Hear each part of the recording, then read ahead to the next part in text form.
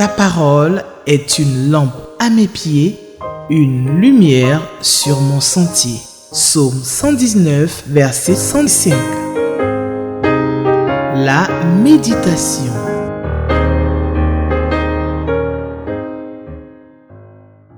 Téléspectateurs d'Espérance TV, je me réjouis d'être avec vous encore en ce jour et je vous salue dans le beau nom de Jésus-Christ de Nazareth.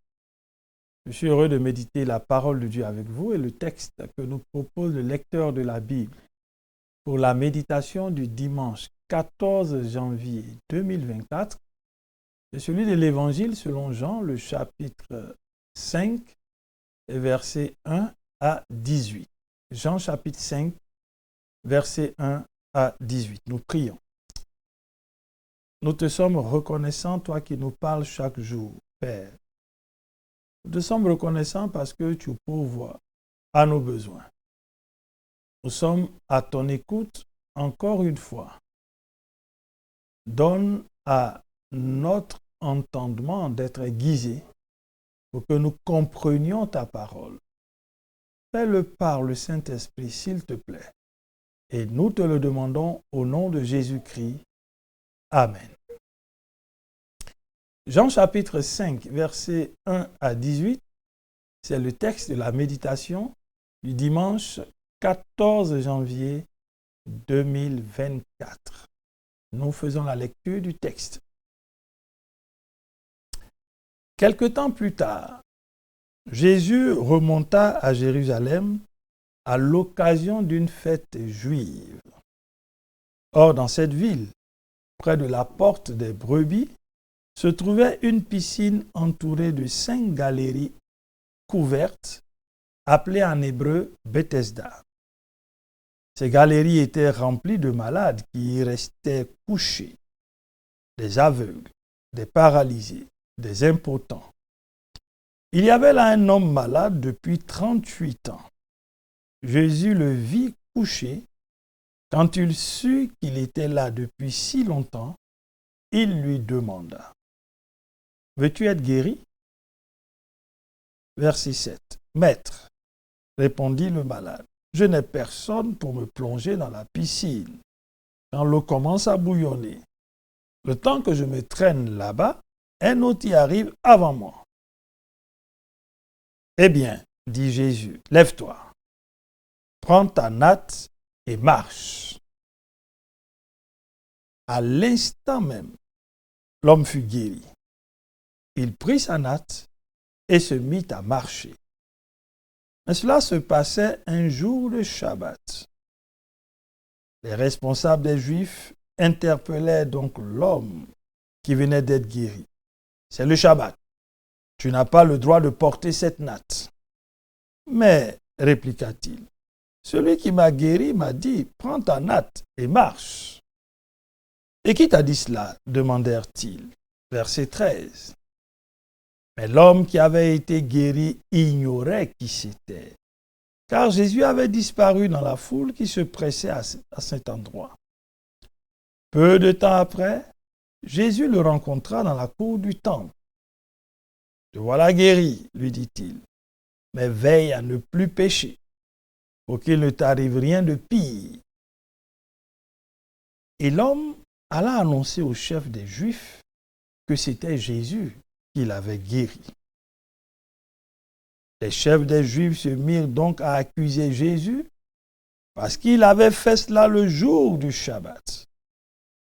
Jésus leur répondit: « Mon Père est à l'œuvre jusqu'à présent, et moi aussi je suis à l'œuvre. » Cette remarque fut pour eux une raison de plus pour chercher à le faire mourir.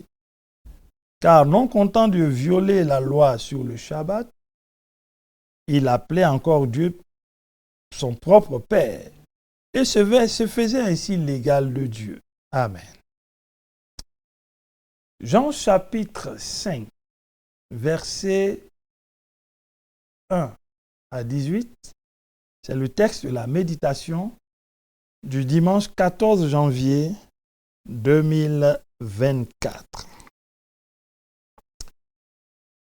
Le texte nous parle de la guérison d'un paralysé. Et cette guérison a lieu à Jérusalem et principalement dans un endroit appelé Bethesda. À cet endroit se trouvent justement des personnes qui sont couchées, des aveugles, des paralysés, nous dit la Bible, des impotents. Et là se trouve aussi une piscine. Et la particularité de cette piscine, c'est que lorsqu'elle bouillonne et qu'un handicapé, un paralysé, un aveugle s'y jette ou s'y introduit, cette personne est guérie. Donc, la première personne qui se jette dans l'eau quand elle bouillonne, cette personne est guérie. Il faut attendre à nouveau que le même scénario se produise pour espérer être le premier à s'y mettre. Jésus arrive à l'occasion d'une fête juive, nous dit le verset 1 du chapitre 5. C'est vrai que traditionnellement, on y a vu la Pâque, mais le caractère indéfini de l'expression semble infirmer une telle identification. Donc, il pourrait s'agir de l'une des deux autres fêtes annuelles où on devait monter à Jérusalem, c'est-à-dire soit la fête de Shavuot, Pentecôte, fête des cabanes, ou la fête des cabanes, la fête de tabernacle. Mais la présence d'une nouvelle fête de Pâques qui avait été instituée, et le chapitre 6 en parle, semble placer pas trop d'importance ce miracle qui se produit au chapitre 5. Et cette fête ne peut donc pas être plus celle de la consécration. Il pourrait donc s'agir de la fête des Pourim. Rappelons-nous que cette fête des Pourim avait été instituée à la faveur des Juifs qui avaient défendu leur cause et qui s'étaient battus jusqu'à remporter la victoire face au décret d'Aman de les exterminer. Jésus donc arrive à l'occasion de cette fête et la Bible dit il se rend à Bethesda. Il y avait un homme malade depuis 38 ans. Donc on pourrait regarder notre texte sous deux grandes articulations. La rencontre de Jésus avec cet homme malade et puis la guérison et les conséquences qui s'en suivent. Jésus pose une question à cet homme malade depuis 38 ans. Quel esclavage! Quel joug depuis 38 ans! Jésus ne lui demande pas s'il veut être aidé à être jeté dans la piscine quand elle bouillonnera. La question que Jésus pose, elle est claire, elle est précise. Veux-tu être guéri? Veux-tu être guéri? Veux-tu être guéri? Chers téléspectateurs, chers frères, chères sœurs, chers amis, la même question t'est posée en ce jour. Veux-tu être guéri? Celui qui pose la question, c'est le Fils du Dieu vivant. C'est celui dont Jean a dit qu'il est Dieu le Fils, qui est venu révéler le Père. C'est celui qui est dans l'intimité du Père. C'est celui qui est venu donner la vie et la donner dans l'abondance. C'est celui qui est venu se donner pour que l'homme ait la vie éternelle, qu'il échappe à la perdition. C'est celui dont Ésaïe 53 nous dit qu'il a porté nos maladies. Il a porté nos infirmités. C'est lui qui pose la question. Veux-tu être guéri? La suite du texte nous montre bien que cet homme ne connaissait pas Jésus. Quand on lui demande qui t'a dit de prendre ta natte et de marcher, il ne savait pas trop qui c'était. Veux-tu être guéri? Chers téléspectateurs, la question aussi t'est posée. Veux-tu être guéri? Et puisque cet homme était là et qu'il n'arrivait pas à se jeter dans la piscine, cela laisse clairement apparaître que cet homme avait du mal à entrer dans la piscine, donc elle était gravement malade. Cet homme ne connaît pas Jésus. Cet homme n'envisage la guérison que par rapport à l'eau qui bouillonne. Cet homme n'avait Dieu que pour cette eau et probablement une prière. Qui me fera entrer dans l'eau le premier? Cet homme avait une espérance mais qui n'était pas vivante. Oui, chers frères, chères sœurs, il est important que nous comprenions que celui qui pose la question en ce jour, c'est celui qui a vaincu la mort. C'est celui qui est à la droite du Père. C'est celui dont le nom est au-dessus de tous les noms, qui peuvent être nommés sur la terre, dans le ciel, sous la terre. Jésus-Christ de Nazareth. Oui, on découvre ici que ce malade fait une démarche de foi. Mais la puissance de Jésus qui accomplit les œuvres du Père n'est pas limitée par l'attitude de ce malade. Parce qu'on regarde que dans la plupart des récits, le malade fait une démarche de foi. Mais ici, la question « veux-tu être guéri ?» elle est claire, sans ambiguïté. Et le malade de se lancer dans on pourrait dire, dans des propos qui n'ont rien à voir avec la question de Jésus. Il explique le processus parce que ses yeux sont rivés sur l'eau bouillonnante. Chers frères, chères sœurs, chers téléspectateurs, tes yeux ne sont-ils pas aussi rivés sur une solution que tu juges la meilleure? Tes yeux ne sont-ils pas rivés sur quelque chose qui semble être pour toi le seul moyen de te sortir d'affaire?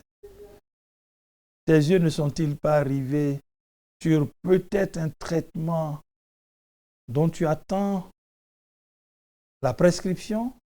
Tes yeux ne sont-ils pas rivés sur des démarches que tu mènes pour que tu aies les moyens d'aller te faire traiter hors de ton pays?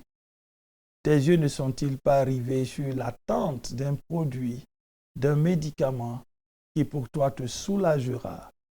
Jésus te pose la question, veux-tu être guéri? Et après les explications de cet homme, Jésus lui dit, lève-toi, prends ta natte et marche. Et la Bible dit à l'instant même, l'homme fut guéri. Il prit sa natte et se mit à marcher. Alléluia.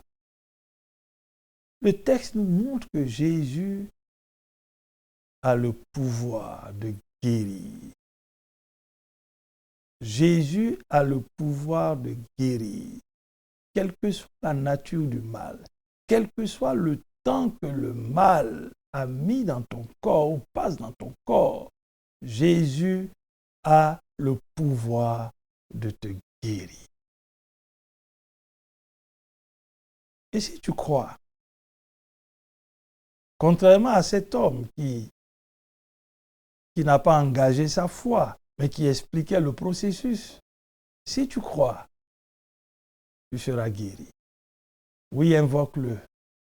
Tu peux l'invoquer. Tu peux l'invoquer à cet instant et lui dire, oui, Jésus, je viens d'entendre que tu guéris. Tu as le pouvoir le pouvoir de guérison sur la maladie. Guéris-moi. Et Jésus te guérira. Et tu rendras témoignage de ce que Jésus a fait. Il a dit à cet homme, lève-toi, prends ta natte et marche. Et la Bible dit, à l'instant même, cet homme fut guéri. Et il s'est levé, il a pris sa natte et il a marché selon les directives de Jésus. Chers frères, chères sœurs, Jésus est encore vivant. Et là encore se trouvent des responsables des Juifs qui interpellent cet homme parce qu'ils le voient avec une natte. Un homme qui était malade, gravement malade, qui avait des difficultés à se déplacer. Le voici qui tient sa natte debout. Et ce qui intéresse les responsables des Juifs, c'est le Shabbat. C'est le Shabbat. Et la question qui lui est posée, c'est le Shabbat. Tu n'as pas le droit de porter cette natte. Avec les lois de pureté rituelle et la circoncision, le Shabbat était l'un des éléments majeurs de l'identité juive. Tu n'as pas le droit de porter cette natte. La réponse du paralytique ou alors de ce malade guéri nous introduit justement dans les conséquences de ce qu'il a vécu. Il dit clairement, celui qui m'a guéri m'a dit, prends ta natte et marche. Alors, il ne fait qu'obéir à ce que Jésus lui a dit. Quel bel exemple à suivre. Chers frères, chères sœurs, engageons-nous dans une obéissance totale à Dieu. Cette obéissance peut nous valoir le courroux d'une adversité qui se lève. Mais engageons-nous à obéir à celui qui nous donne des directives. Et cet homme ne savait pas qui avait été celui qui l'a guéri. Il ne savait pas que c'était Jésus. Or, ceux qui ont vu, qui ont assisté à cette scène, plusieurs ont su qui était Jésus. Et ils se sont empressés d'aller vers lui. Et ils se pressaient à cet endroit. Jésus disparut. Et plus tard, il rencontre cet homme dans la cour du temple. Et il lui dit ceci. Te voilà guéri, mais veille à ne plus pécher pour qu'il ne t'arrive rien de pire. C'est un avertissement qui concerne l'avenir. Parce que justement, le péché a des conséquences. Et même des conséquences éternelles. Oui, celui qui a été au bénéfice de la grâce de Dieu se doit de changer de vie. Le péché ne rime pas avec la grâce de Dieu. Chers frères, chères sœurs, as-tu été bénéficiaire de la grâce de Dieu? Cet avertissement te concerne. Ne pêche plus pour qu'il ne t'arrive rien de pire. Oui, tu as besoin de changer de vie. Nous avons besoin de changer de vie. Ceux qui ont fait l'expérience de cette grâce, de ce don de Dieu, nous avons le devoir de changer de vie. Le péché ne doit plus faire partie de notre quotidien. te voilà guéri, mais veille à ne plus pécher pour qu'il ne t'arrive rien de pire. Chers frères et chères sœurs, cet avertissement nous concerne. Sortons des voies qui ne sont pas de Dieu. Parce que en péchant, en nous engageant sur des voies qui ne sont pas de Dieu, nous ouvrons les portes à l'ennemi, qui lui n'a qu'un seul objectif: détruire, voler, égorger. L'homme informe les chefs des Juifs que c'est Jésus qui est l'auteur de sa guérison. Une levée d'accusation contre Jésus est proférée par ses chefs. Et quand Jésus leur répond, la réponse de Jésus aggrave sa situation. Mon Père est à l'œuvre jusqu'à présent, moi aussi, je suis à l'œuvre. Et la Bible dit que cette remarque était pour une raison de plus, pour chercher à faire mourir Jésus. Leur intention, c'était donc de le faire mourir. Première chose, il a violé le Shabbat. Deuxième chose, il ose appeler Dieu son Père. Oui, chers frères et chères sœurs, c'est Jésus qui est venu mourir à la croix pour nous, a ouvert la voie pour que Dieu, nous puissions l'appeler notre Père. Il est pour nous un Père. Quelle grâce et quel privilège. Dieu est ton Père. Il y a donc une filiation entre toi et lui. Pour autant que tu aies accepté le don gratuit qu'il te fait ou qu'il t'a fait, celui de Jésus-Christ. Cette façon de s'adresser à Dieu, mon Père, c'est une façon inhabituelle qui, justement, choque dans le judaïsme. Jésus invoque l'exemple du Père pour justifier son action. Et il situe même son action dans le cadre de l'action de son Père, une action providentielle. Parce que pour lui, le Père est celui qui caractérise même le Shabbat qu'il a institué. Chers frères, chères sœurs, engageons-nous dans ce que Dieu veut. Parce que l'action providentielle, elle est nettement meilleure à l'action création. Dieu est celui qui a tout créé. Et Dieu est celui qui pourvoit.